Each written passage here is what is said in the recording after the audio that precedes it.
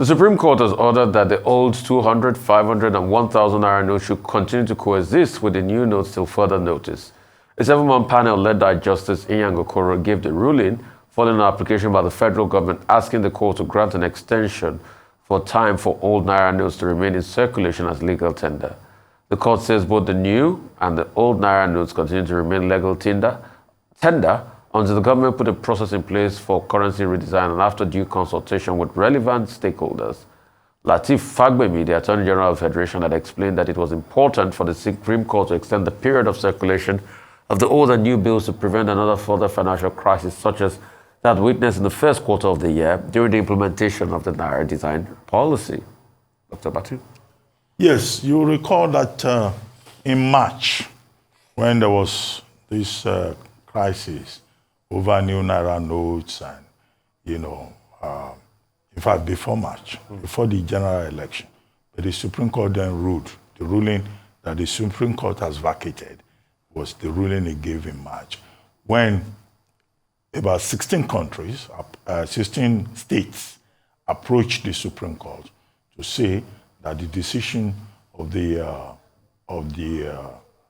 Central Bank of Nigeria under Emefiele's watch to introduce new denominations of 200 Naira, 500 Naira, 1,000 Naira, and to say that the old notes will no longer be in circulation, was creating a lot of hardship for Nigerians, and that the Central Bank had no such powers to create hardship and further create difficulties for average Nigerians. The Supreme Court then ruled in the application by the 16 states of the Federation, including states like Zamfara, Rivers, and other states, that the old and new notes should stay side by side till the end of December, till December 31. Now, that was the position of the law. But again, up to this point, we still have issues with the currency notes in circulation. Nobody has seen enough Naira notes. The old Naira notes are still in circulation. The CBN says it has observed that people are holding Naira notes, and on the basis of that, the CBN had to issue 2 different advisories in the last 2 months to say that, look, the notes will remain legal tender, both old and new, and that the CBN, according to Issa Abdulmumini, who is the spokesperson for the CBN, will take every possible step to make sure that there are enough notes in circulation, but that people should not have any reason to hoard the notes. But despite those statements issued by the CBN, the federal government, in its wisdom, had considered it necessary to go back to the same Supreme Court to say that, look, the Supreme Court should reverse itself and extend the validity indefinitely. Well, the Supreme Court has powers to reverse itself on any matter. It's the only court that can reverse itself because it's the apex court. It's the final appellate court with, original jurisdiction as a court of public policy. And that's precisely what their lordships, 7-man panel, have now done by saying that, well, the 2 notes can, the old and new notes can coexist indefinitely. I think this will be a source of relief to Nigerians and also to those persons who have been holding notes. However, the CBN itself is under obligation to make sure that these new notes are available. In some of these West African countries, with population, GDP lower than that of Nigeria, when you go to their banks, they don't give you old notes. I think it's so embarrassing that you go to Nigerian banks, even to ATMs, and what is being churned out are old notes. People go to banks and what they are given will be, torn notes. In fact, those notes smell, and they could pose serious danger to public health. One of the things that the CBN under Cardoso's watch can do is to at least respect the integrity of the country's legal tender and make sure that new notes are in circulation, that more new notes are put into circulation, so that we don't keep endangering people's lives by putting out dirty notes, that the bankers tell you this is the only thing that they have. Another thing, perhaps, that the CBN needs to look at is the upper limit that is placed on withdrawals. There are categories of limits. For example, you can't sign a check of more than 100,000 naira if you are a private individual on a particular day. But, these are things that the CBN can still look at to make things easier, not just for individuals, but also for businesses. And I think also efforts should be made to expand the banking net. Nigeria, there are so many Nigerians out there who are not within the banking system. And then, of course, one major legacy left behind by Emefiele, which is the promotion of electronic transactions. There's a lot that can also be done in that regard. Well, I see on screen new notes. Okay, those new notes are not readily available, but the CBN has promised that it has the capacity to make new notes available, but in the meantime, we can spend, as the Supreme Court has now directed, just fulfilling all righteousness, more or less, to make sure that the CBN is on the side of the law. We can spend both old and new notes side by side. I mean, one thing has to be said. So the problem has always been implementation. The Naira policy was supposed to be able to sanitize the system, but implementation was problematic. And also how people are so quick to infiltrate our system. Dr. Bati, you are complaining that you don't see new notes to spend. Yes, you don't see it, and you will never see it, because most of the new notes that you ought to spend, by one way or the other, find their way to people that resell this money for people to spray in parties. So how come those people have new notes every time? And if you want to see new notes that you think is scarce, you go to parties, you see them, which is against the law, which is Naira flunking. But you go to the bank, you don't see the new notes because there's an ecosystem. And this was also what played out, even during the Naira redesign. When the cash was being pumped into the system, some people were mopping it up. We heard about deals that some bankers did with some politicians. So most of the money that were mopped up could not come to the citizens. And that's what I kept on ringing on. And that's why the citizens were in pain. So it's the backroom challenge that causes all those problems. To be able to stop the insanity now going on, because there was already scarcity of Naira anyway. People were already buying Naira a couple of months ago. I mean, in fact, as at a couple of weeks ago, we had stories in some states of the country where people were already hoarding Naira. Naira was scarce. Because some people have started this profiteering and racketeering. But also, for me, it is the CBN's inability to be able to fish out these people and make them face the full wrath of the law that saddens me. So, we need to be able to break all those ecosystems. The extension has been made side by side, but at some point too, we have to phase out the old note since we now have a new currency. And also, let's not also forget the fact that money in circulation has now increased again. So you see, these were part of the things the Naira design was supposed to solve, to reduce money in circulation that was causing inflation. Today, we are back at a very high rate of money in circulation as we speak today.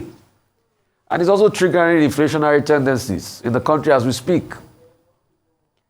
So the Naira design was a very good policy, but the implementation was poor.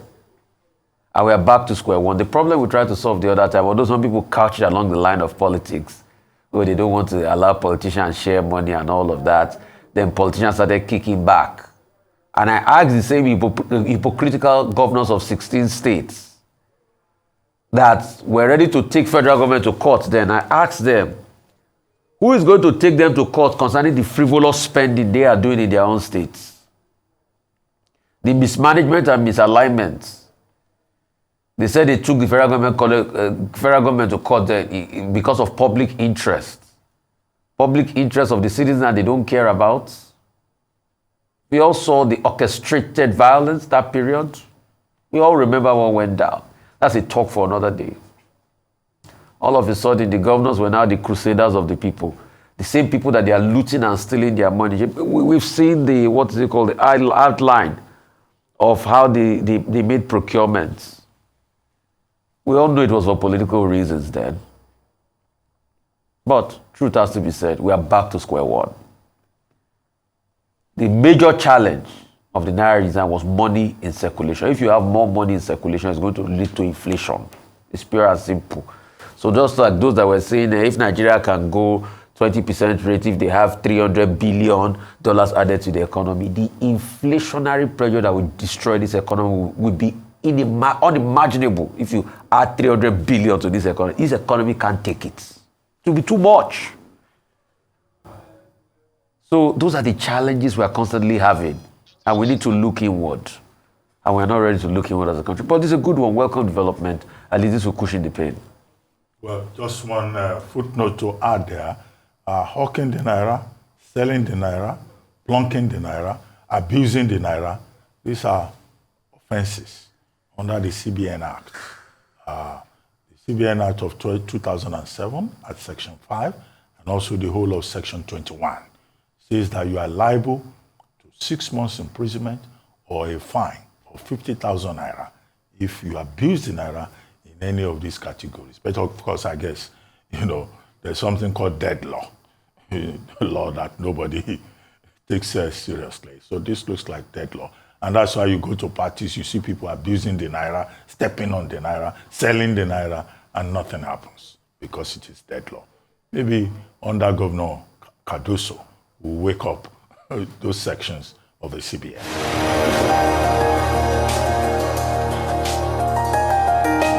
The goals of Nigeria's 2024 budget have been set out as the achievement of a job-rich economic growth, macroeconomic stability, a better investment environment, and enhanced human capital development.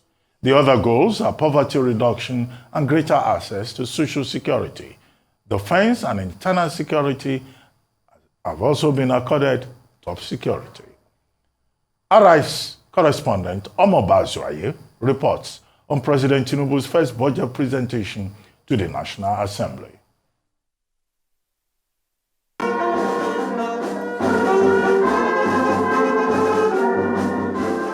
That's the moment President Tinubu laid the budget for 2024 before a joint session of the National Assembly. It's the president's maiden visit to the National Assembly, and it is his first budget presentation since he assumed office in May. What the president dropped before the lawmakers is a hefty budget of 27.5 trillion naira, almost 4 trillion higher than that of last year. An aggregate expenditure of 27.5 trillion naira is proposed for the federal government in 2024, of which the non-debt recurrent expenditure is 9.92 trillion naira. President Bola Tinubu christens it as budget of renewed hope. It is the expenditure and revenue framework he and his economic managers hope to revitalize critical sectors of the Nigerian economy, especially electricity and clean energy. A critical focus of this budget and the medium-term expenditure framework is Nigeria's commitment to greener future, emphasizing public-private partnership. We have strategically made provision to leverage private capital for big-ticket infrastructure projects in energy. Tinubu throws his arms wide open to doing business with the private sector, especially in the area of infrastructure, reassuring them of overhauling internal security to create friendly business environment. The president will, however, bank on a number of parameters. We have adopted a conservative oil price benchmark of $77.96 per barrel and daily oil production estimate of 1.78 million barrels per day. We have also adopted a Naira to US dollar exchange rate of 750 per US dollar for 2024. He will also be banking on borrowing 7.8 trillion naira from external sources to finance a budget still high on deficit of 9 trillion naira, even though the deficit dropped from 13 trillion from last year's budget. A deeper look into the budget presented shows that debt service stands at 8.2 trillion naira, even as Tinubu plans to spend 8.7 trillion naira on capital expenditure, a move applauded by many. Tinubu will be hoping to keep Nigeria's growth rate at 3.7% in the face of biting inflation, which currently stands at 27%. But with this budget, the president plans to force inflation down to 21%. Responding, President of the Senate, Godswill Akpabio, said the National Assembly will work closely with the executive to achieve the renewed hope agenda, even as he said there is a need to unbundle some government agencies. Both chambers believe that we need to encourage the executive arm to unbundle some of the agencies in Nigeria for effectiveness, and even to merge some of them for government to reduce the weight of expenditure. Speaker of the House of Representatives, Tajuddin Abbas, said the National Assembly will thoroughly scrutinize the budget and that they won't mind working day and night to have it passed on time. The House has already commenced interface with NDS through the sectoral debates to understand the challenges facing government agencies and identify areas for legislative interventions. 30 years after President Bola Tinubu returns to the National Assembly, where he once served as a senator between 1992 and 1993. But this time he returns as the president and with a budget in his hands. It is a budget he hopes to set Nigeria truly on the path of economic growth. Omo Bazwai, Arise News. So, how did the lawmakers receive President Tinubu's budget proposals? Some of them spoke on their first impressions and the presentation. Project, very interesting for the first time this year, is 8.7 trillion. It means that capital project is close to the current expenditure. So it's not about paying salary. You have a deficit of 8.7 trillion, which will going to be financed from external borrowing. But debt ratio to GDP is 3%. It's not worrisome. And again, tax to GDP is 10%, now going to 18%. I expect that inland revenue will visit your company somehow in the coming year. Inflation is at 21% inflation rate, and I think that is not bad at all. I think above all, the budget is reasonable. I'm impressed with what the executive have done so far.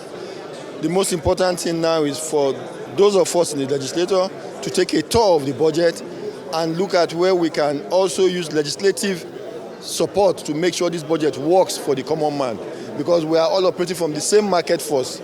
Both the executive, the legislator, and also the common man there. The most important thing that we need now, there's nobody that wants to do any budget for Nigeria now that will not be a deficit budget, given the way we are coming from and the number of, the kind of figures we have on ground that need to be serviced. But I think the most important thing is that how do we ensure that we begin to return normalcy into the economy, physical normalcy, monetary normalcy, structural normalcy. That I think is what is very, very important. For the first time, we have some level of clarity.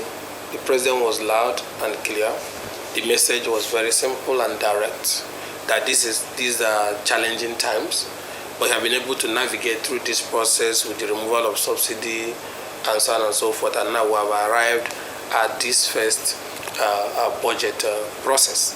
And I must tell you that indeed this budget offers some opportunity for accelerated economic development. He marshaled out his plans for 2024, but what was most significant to me was that the federal executive is keeping an eye on the budget deficit. The budget deficit for this year is about 9 trillion, which is just about 3.88% of the GDP of the nation. That's a remarkable drop in the budget deficit of 2023, where we had about 6.8% in terms of its percentage to the GDP. So the executive is watching the debt service, is watching the budget deficit, but most importantly is the level of allocation that has been appropriated for capital expenditure.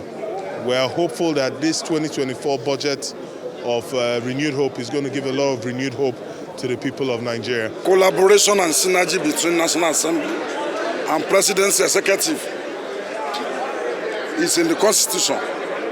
We do not need to throw chairs.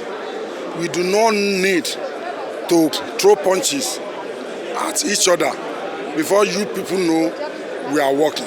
No.